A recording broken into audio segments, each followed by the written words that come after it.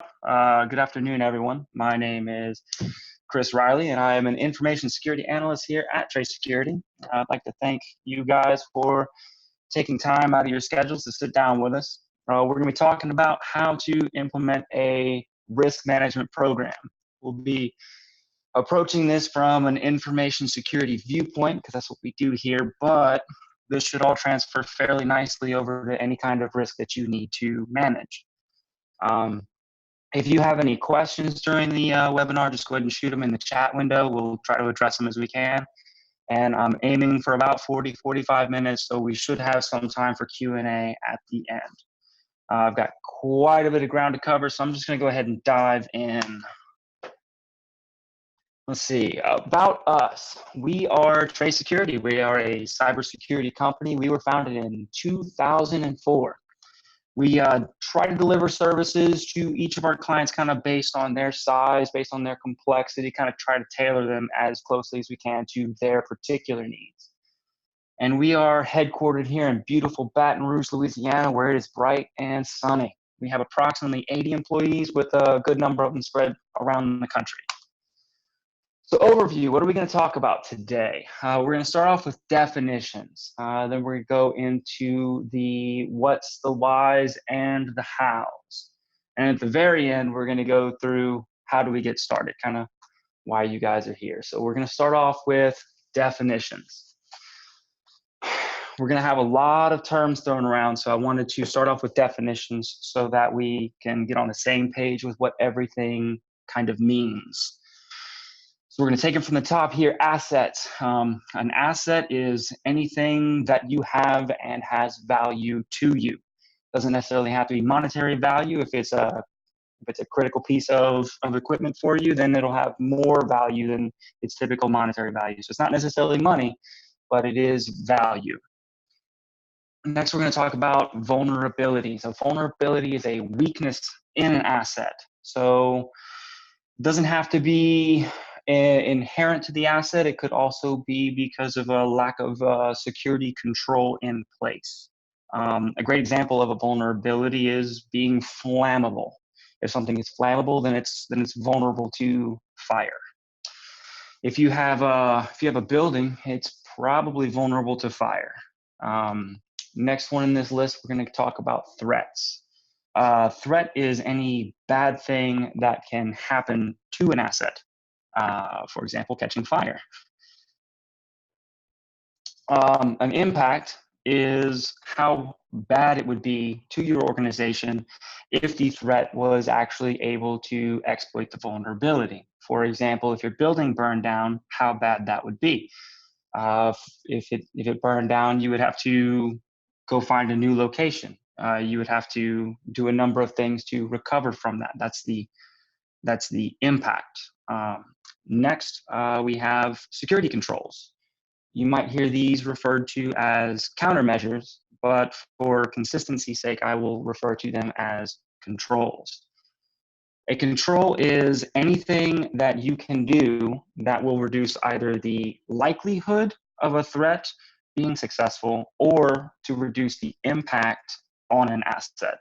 We will keep using fire as an example because it is easy. And say you have a building and that's your asset and it's flammable, which is its vulnerability. It could catch fire, that would be your threat. And not having a building would kind of force you to close shop until you found some other new space to work out of, and that would be your impact. So what can we do? We will implement some security controls to kind of reduce the risk, which brings us to the final term on this little sheet here, and that is risk. Risk in this context is a calculation based on how likely and how impactful a threat is to one of our assets. There are a number of ways to calculate this. For this kind of example, we will be going through qualitative, and what that means is we will be classifying the likelihoods and impacts and risks in terms of words. We'll be using very low to very high. All right, so the final definition here, what is risk management? So now that we have the terms out of the way, we kind of know what we're talking about, we understand what the terms mean. We're going to define risk management. And risk management is a cyclical, and this word is important because it means we're going to be starting over and over again repeatedly. It is a cyclical process for identifying and prioritizing the risks associated with your organization. So we all know that doing business has risks. Otherwise, there would be no rewards and therefore no business. This process allows us to identify the risks and keep them at a reasonable and manageable level by implementing security controls. The goal in this process is, of course, to strengthen ourselves, to make attacks against us simply not worth the effort. Coming back to that special word here at the end, cyclical, as our threat landscape changes, as the threats that are out there that can come against us, as that changes, we have to change as well. We have to respond to the environment we find ourselves in. The threats around us aren't static. They're an amorphous cloud of bad things. So why would we want to perform risk management? Why would we want to go through this process? I doubt there are any skeptics out here, but I've prepared a bit of information here to kind of push you in the right direction. Perhaps you've seen some headlines like this. These are all in the last few months. I didn't have to go too far back in time to find some scary ones. One of these is actually from just a few days ago, the one at the very top. You can see, we know that the evil is out there, and this is a process of kind of finding the weak spots, finding where we can shore ourselves up and prepare our defenses. So, like I said, the threats aren't static. They are ever-changing. Here is an example of phishing and its various subvariants, vishing and smishing and whatever other ishings they can think of next. How all those have actually increased significantly in the past several years. This particular data comes from IC3, which is the cybercrime division of the FBI. They put out reports every year on the various threats out there and all of the reported damages. As new threats come in and old threats go out of fashion, they update these reports, to reflect. So we'll need to consider all of this when we determine the risks that there are to our operations and what we might want to do about them. Let's take a perfect example of how our threat landscape changes, and that is ransomware. So 10 years ago, ransomware wasn't much of a consideration. However, if you look at this chart here, it has been trending up for the past several years. If you would have considered a ransomware threat in 2010, it would have had a fairly low probability, whereas now you are much more likely to be targeted with this style of attack. And if we recall from our definition of risk, likelihood is one of the components that creates it. So how do we do risk management? What is the process? What does it look like? So let's first ask the National Institute of Standards and Technologies. NIST is a U.S. federal government, it's an arm of the U.S. federal government, and it has been charged with ensuring the security of federally managed information systems. The processes and recommendations and controls and all that stuff that they've put together it is made public in order to promote the security of the nation as a whole. So we will be borrowing quite heavily from them. This is the risk management framework as it is defined in the special publication 800-37. If you're interested in looking that up, although I wouldn't call it a document, I would call that a tome. This is much more complicated than I think we need to get into. So don't worry, we've condensed this just a little bit into what I believe is a much more understandable and much more approachable process.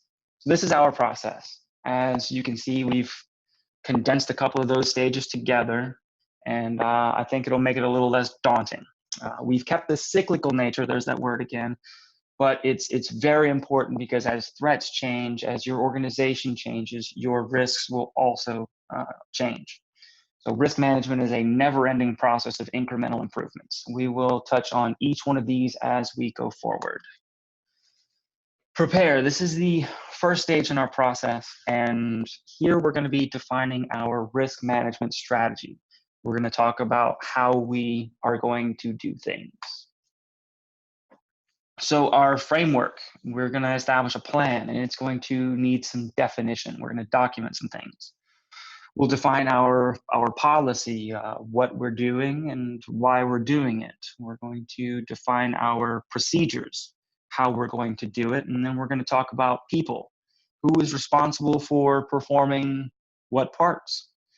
Some of the questions we will need to ask ourselves, are there any regulatory requirements for us? Are we in a regulated industry? How are we going to define our risk? How often are we going to assess our risk? Who's going to be responsible for these tasks? What is our acceptable level of risk? What's our mitigation strategy? How are we going to document these tasks? How do we track our progress? Who do we report the information to? And do we even have the time? Do we need to pull in a third party for this? These are the types of questions that we're going to ask ourselves at the very beginning, establishing our framework. Once we have this information, we'll document it into policy and procedure, and we're done. We'll move on to the next step. In this step, we are going to identify our assets. We're going to be determining what it is that we have and how important is that to us. So when it comes to assets, there are two broad categories of assets. There are tangible assets and there are intangible assets. For tangible assets, if you can stub your toe on it, it's tangible. Examples of these would include all of your standard IT style assets like servers and workstations and network equipment like routers and switches and firewalls and those sorts of things. Other examples could include our facilities, the physical locations we operate out of, store stuff in. Those are assets as well. Our skilled workforce, the people that keep the gears turning and are also important to providing our services, and they are an asset worth protecting as well. Intangible assets are, of course, just that, intangible. You simply cannot stub your toe on any of these, but they are just as important as anything physical. A good example of an intangible asset is the information itself. Our organizations tend to have a lot of information, all of which requires some degree of protection. It could be stored in databases that act as a backend for some sort of line of business application. We have customer information, whether this is personally identifiable information or if it's just simply a list of clients. This is all information we would like to keep secure. Our reputation is probably our most important intangible asset. Obviously, if people don't have confidence in your organization, it makes it harder for you to provide your service to them. All of these assets, whether tangible or not, are rather unique to your organization and will need to be documented based on how important they are. And one of the best ways to determine how important an asset is to consider the impact on the asset's CIA. And we are not talking about another government institution. We are talking about the CIA Triad: confidentiality, integrity, and availability. We'll speak to each and every single one of these, but keep in mind we are trying to determine the criticality, how important the assets we've identified are to our organization. So confidentiality, we are trying to keep our information secure. If it's secret, it needs to remain secret. We don't want our competitors to know our secret recipes, so we want to protect its confidentiality.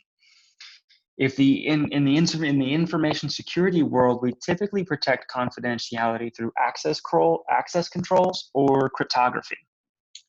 With access controls, we are simply restricting access to the information to trusted and authorized individuals. With cryptography, we are rendering the information unreadable to anyone who is not authorized to read that information. This becomes particularly important when we are transmitting over unsecured channels such as the internet. If we roll back the clock a little bit to the time of Julius Caesar, we can find cryptography being used to protect the confidentiality of his military correspondence. Excuse me.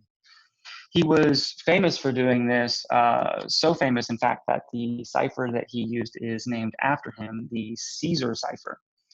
If we are concerned with the information we have being read by unauthorized individuals, then we are concerned about its confidentiality. So remember that we are trying to classify our assets, so we need to ask ourselves, how bad would it be if this asset's confidentiality were compromised? If the information on this server, for instance, were to be made public? That is the impact on confidentiality. So integrity, the next point of this triad is integrity. This attribute is primarily concerned with the accuracy of information. We want to ensure that our valuable information remains unaltered and unchanged. These changes could be made by mistake or omission or potentially malicious activities. Integrity is often protected with access controls and cryptography once again.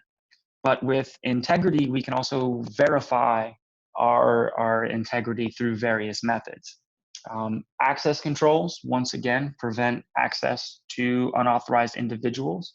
If an unauthorized individual can't access the information, then they probably cannot change the information. Cryptography works in a similar vein, and not to get into the weeds of how encryption itself works, if you can't decrypt the information, if you can't revert it to a readable state, then you simply cannot alter the information in a meaningful way. With integrity, we can also verify that no changes have been made. We can look at other copies of the information. We can cross-check with our backups. Or in the case of transmissions, we can calculate hash values, which is a mathematically unique value based on the input to determine whether it has changed since it led to the source. And this is very important for transmitting information over unsecured networks, such as the internet. Once again, remember, we are trying to classify the criticality of our assets. So in thinking about the impact to the integrity of that asset, how bad would it be if someone changed the balance on your bank account to 0 or theirs to 1 million? How bad would it be if someone altered the firewall configuration to allow a backdoor for them to get in? That is the impact on integrity. The final point in our triad is availability, and this one is the most straightforward of the 3 points. We have assets and we have information systems providing services. We want to make sure that these services are accessible when required. Typically, this attribute is protected using redundancy, i.e. having more than one. It could be in an array where if one fails, it doesn't necessarily mean that the whole thing fails, or it could be a spare that you keep in the closet. Fault tolerance, once again, is having more than one, but they're configured in such a way where if one fails, the other one picks right up and keeps on going. Co-location is a little bit different in that you're separating these assets by a significant difference. For example, we here are based around the Gulf Coast, and we are primarily concerned with hurricanes. So we might have our server infrastructure hosted locally nearby, and another set very far away in a place unlikely to be affected by the hurricanes that pass us by. So remember, we're trying to classify the criticality of our assets, so we need to ask ourselves, what would be the impact if this asset was no longer available for a period of time? And that will be the impact to availability. So with these 3 concepts, we can determine which assets are most critical to us. However, we might already have a bit of a starting point. We probably already have a document created as part of our business continuity documentation, and that will give us a bit of a launch pad. And that's where the business impact analysis can come in. A BIA is a document which attempts to classify the assets your organization has based on their criticality to kind of normal business operations. And it might not necessarily be criticality based on the CINA triad that we discussed earlier, but it's a start. and there's simply no need to reinvent the wheel here. We can use a little bit of creative adaptation and use this to aid us in identifying our critical assets. Typically, this document will include things such as criticality definitions, dependencies, recovery time objectives, and recovery point objectives, but we're going to focus on the criticality and the dependencies. If I lose this asset, how badly will it hurt? If this information is leaked, how badly will that hurt? That's what we're going to be looking at. And with respect to risk management, we'll be attempting to do something about it. So here's an example of how we can document our assets and their relative value based on CINA. You can see here we have a description, a name, and some qualitative values associated with all three of the CINA. You can see that our data center is significantly more important to us than our local internet or our local network infrastructure, because our local network infrastructure is not super important to providing our services. It's the data center that we're really truly caring about. So you can see the local network was given moderate, where the data center was given very high. This slide contains a screenshot from our TraceCSO platform. This is where we at TraceSecurity perform risk assessments. This is where our clients also perform risk assessment and management out of this tool. This is, you can see that we have some assets documented with respect to their confidentiality, integrity, and availability, as well as their dependence. So next step, assess. We now have our assets identified. It's time to assess some risk. In this step, we're going to identify threats to our assets. We're going to make some educated guess as to the likelihood and impacts of those threats on our assets. And for each of these threat asset pairs, we'll identify any mitigating control we might have in place. Remember way back from the definition slide that a security control is anything that reduces the likelihood or the impact of a threat. We're probably already doing a number of things to reduce risk, and we will need to document those things in order to get an accurate representation of where our residuals lie. Once we've got all this information, we can make some calculations as to what our residual risk is. And that brings us to the very last one here. Residual risk is defined as all of the leftover risk after we've factored in the impact of our security controls. So this is the risk assessment process, kind of an overview of it.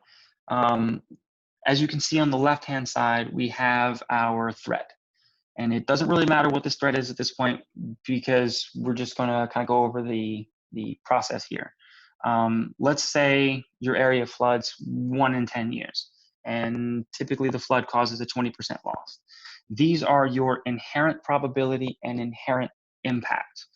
These two kind of combine to create your inherent risk, and that's before any mitigating controls are brought into that process. So security controls reduce the inherent probability or the inherent impact to produce a residual probability and a residual impact. And that combined creates your residual impact. Now, how you define what those mean and how you come up with those numbers depends on your methodology. There are a number of methodologies out there, and we're not going to get too in the weeds on how those work. All right, vulnerabilities. Vulnerabilities are weaknesses that can be exploited in your assets. They can be broadly grouped into 2 categories: vulnerabilities that are inherent to an asset and vulnerabilities that are present because of a lacking security control. In the IT world, we typically perform automated vulnerability scanning, which kind of pokes at each one of your systems and tries to determine if there are any vulnerable services present. It's a great method for finding vulnerabilities in an information security context. However, they are not in and of themselves risk assessments. Typically, they simply point out systems that need to be patched or have some configuration changes made. A more manual approach will reveal certain weaknesses that automated scans miss or simply can't recognize. That's where critical thinking comes in. Here's a shot from the CSO console showing kind of what automated vulnerability scans look like. They typically give a description and a classification based on how easy it is to exploit and the impact to a particular system. So threats. Threats can be defined as having a combination of these particular attributes. You can see we can have a natural threat or an environmental threat such as tornadoes or hurricanes or even meteors, although the likelihood of that's pretty low. Then we have man-made attacks, which could be anything from burglary, malicious intrusion, or even mistakes.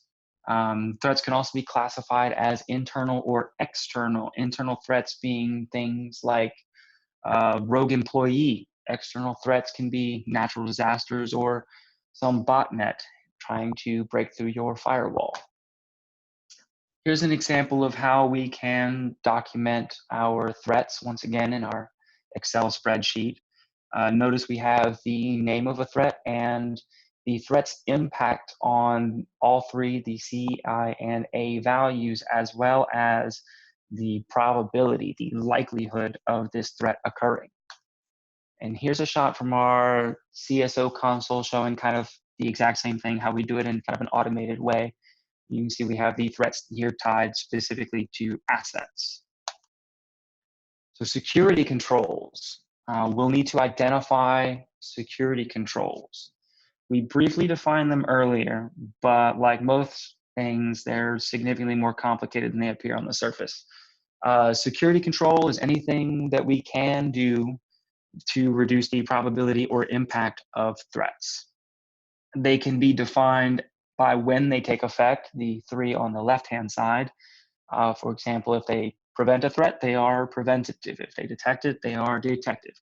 They can be defined as how they are implemented, the three on the right. If you can stub your toe on it, it's physical. If it deals with computer systems, then it is likely technical. Policies and procedures are the remaining category, administrative. Some examples, we can pick some from the left and some from the right. A preventative physical control would be things like gates and fences and door locks. Detective technical would be, say, your firewall, your intrusion detection system. Corrective and administrative controls, that would be business continuity, disaster recovery, incident response. Remember that we're trying to determine our current residual risk levels, so we're concerned with the controls we have in place now and how effective they are at preventing threats. So here's an example of how we can document threats, and I know this is a little crowded, but on the left-hand side, we have kind of the implementation of the control. For example, backups are conducted, maintained, and tested. And then we have on the right-hand side the expected reduction of the probability of a threat, a confidentiality impact, an integrity impact, and an availability impact. So we're thinking this particular control, how is that going to affect the probability of a threat, and how is that going to reduce that threat's impact to our CI and A? And here is another screenshot from our CSO console. And you can see that we have mapped the controls specifically to the threats that they impact directly. And those threats are then mapped to the asset that they are impacting. So you can see kind of the structure, how the control reduces the threat, which acts on the asset. So here is a quick example from our spreadsheet on mapping out your residual risk, how you would come to that kind of conclusion. So we've chosen our network infrastructure as our asset, and our threat is hardware failure. What would be the impact for a network device going down? And then what are we currently doing to reduce the risk associated with a device failing? So we are monitoring. We are monitoring the performance of our devices. And if we notice something degrading, that could be an indication that something is amiss. Maybe it is close to failure. We are also maintaining our devices. We have a maintenance process, which includes tracking and logging and kind of documenting our maintenance practices. And you can see that each of these kind of reduces the probability of experiencing a hardware device failure, which reduces our risk from low, low, and moderate to very low, low, and low. And another example, something which would not be able to reduce the probability of, we're going to do data center and natural disaster. So since we can't control the weather, we're going to be talking about a hurricane again, there's no affecting the probability. It's going to happen. So what are we going to be able to do to reduce the impact? Well, we have defined some recovery procedures for recovering our data center in the event that something happens. We have tested these policies and procedures. We know that they are good. We've created after action reports and rolled them in until we are happy with the results. We're getting exactly what we kind of expect from a recovery procedure. And at that point, you can see we have reduced our risk from low, moderate, and high to very low, and low. So here's an example of what that looks like in our CSO platform. You can see we have eavesdropping on the network is at a residual risk of medium. I'm going to use that example, so keep that in the back of your mind here. All right, so we have determined our residual risk. We know where the weaknesses in our armor lie, so we're going to respond to those weaknesses in the respond step. This is where risk management decisions comes in. There are many ways that we can respond to the items we've identified during our assessment process. We can do something about it, and we call that mitigation. We can transfer that risk to a third party through insurance or some other similar mechanism, or we can accept this. It's just a cost of doing business. We can't do anything about it. It's low enough to where we're not worried. Or we can just choose not to do. We can avoid it altogether. We can just not engage in this particularly risky activity. Since avoid, transfer, and accept are fairly straightforward in their concept, I'm going to focus on mitigation. And this is where security controls come in. We are going to find something that we can do to either lower the probability or the impact of this threat that we're concerned about. Recall that screenshot from the CSO platform. We had an elevated risk of eavesdropping on our network asset. In the CSO platform, we already have some control recommendations to reduce this risk, but let's walk through the thought process. With eavesdropping, we are primarily concerned with the confidentiality of the information that is being transmitted across this network. So if we recall from the confidentiality slide, we typically protect that with access controls or cryptography. So we can control access to this network in some way. We can prevent unauthorized devices from connecting to this network, or we can ensure the information is encrypted. And spoiler alert, those are the two controls that CSO recommends that we implement in order to reduce this risk. If we implement encryption, we can be fairly certain that the information transmitted is confidential. Thus, it is granted a moderate effect. Access control to the network is a good way to prevent unauthorized devices from connecting to the network. However, a legitimate device on the network could be compromised and yield a similar effect, so a lower effect rating is given. Notice that this particular section of CSO has the ability to assign implementation of controls and create tickets to track and monitor this implementation. And that is because the next step is going to be monitoring. At this point, we'll be ensuring that our recommended changes, the controls that we have selected for implementation, are implemented and they are tested. We'll want to assign implementation duties and deadlines, and we'll want to assign testing duties and deadlines. We'll treat this like any other delegated projects and track these efforts. Now, testing. How do we know our control is effective? Well, most of the time, auditing of some variety is the answer. If you've implemented, say, a clean desk policy, you don't want your employees to be storing confidential information on their desks while they're not around. The way to test whether your new clean desk policy is effective is to spot check. Make sure the policy is being followed and document the findings. If people are following the policy, then it is having its intended effect and is reducing the risk that it's associated with. Technical controls are typically tested using penetration tests of some variety. If, for example, you've implemented some access control to prevent unauthorized access to a system, a penetration test can help you validate the effectiveness of that control. If you're in the process of implementing incident response or disaster recovery plans, some sort of administrative control, tabletop exercise is a great low-cost way to run through the plan and make sure the people involved don't have any improvements that can be made. Make sure it all makes sense. And of course, since we've made changes to the environment, it is important for us to reassess our risk with respect to these assets. Make sure that it is now at an acceptable level. Otherwise, we'll need to implement some more controls. So as we just indicated, anytime that you make a significant change to your environment, it is important to understand what effect this had on the level of residual risk facing the organization. Identifying the changes and reassessing risk is important to making sure that you're maintaining an acceptable level of risk.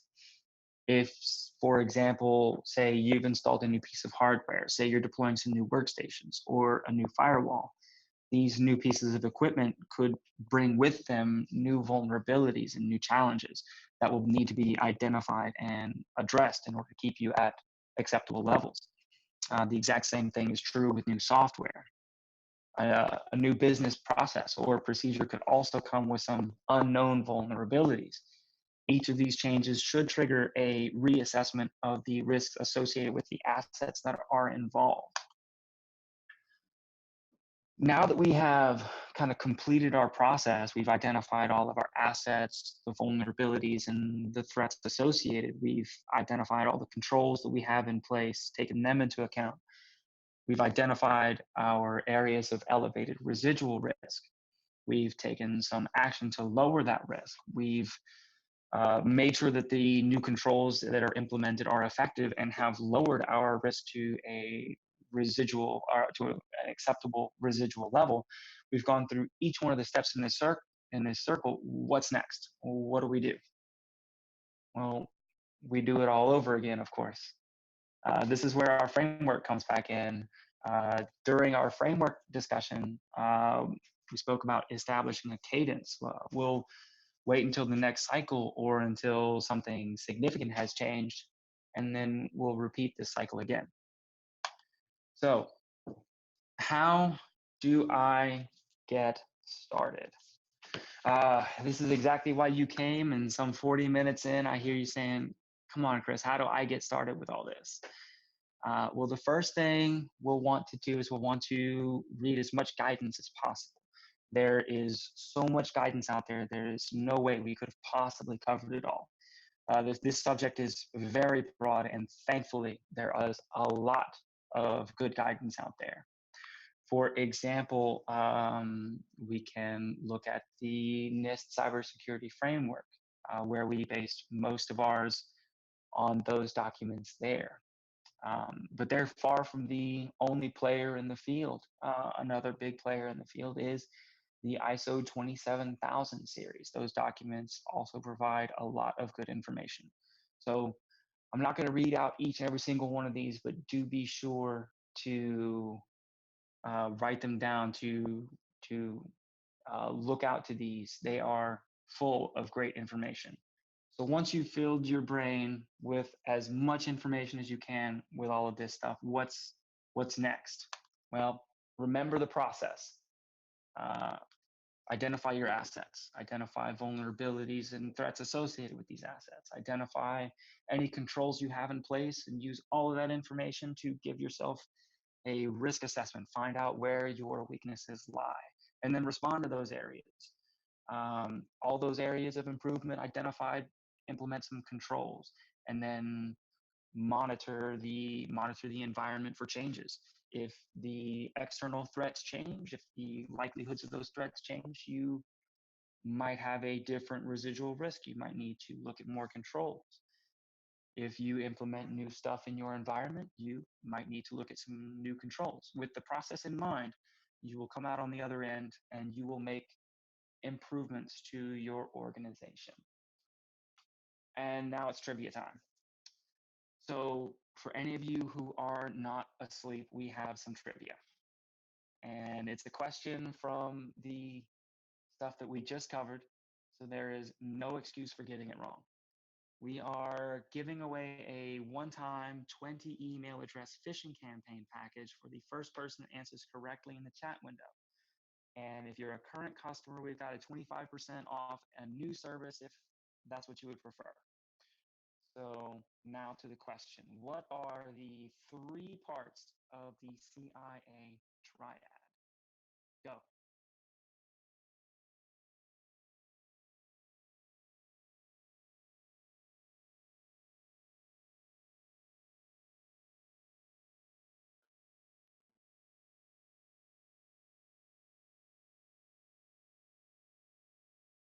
All right, congratulations, Chris N. That is you. You are number 1.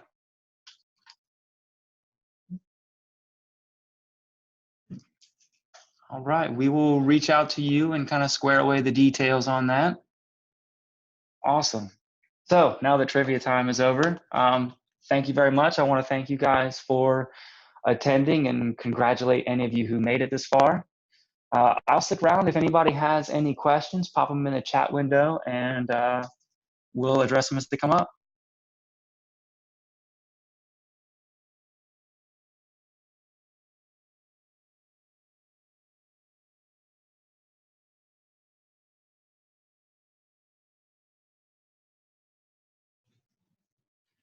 If someone changed a patient's medical records from Jerry.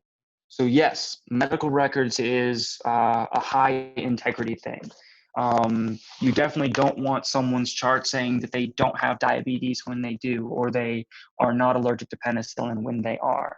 So that is something, that is an asset with very high integrity because quite literally lives are on the line. So yes, very much so, Jerry, high integrity impact if someone changed that information.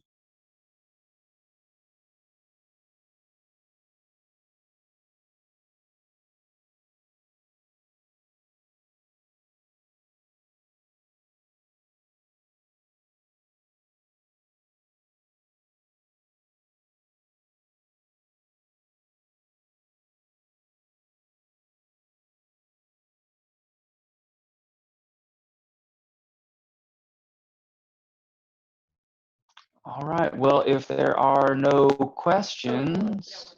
Is risk management typically a full-time job? It can be. It honestly depends on size and complexity. If it is a very large organization and it's a very complex organization, it might be several full-time jobs. It just honestly depends on the size and the complexity of your organization.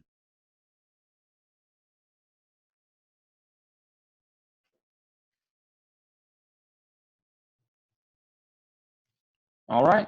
Well, if no one has any more questions, this is my contact information. If you need to get in touch with me on anything, that's me right there. That's our website, and that is our phone number.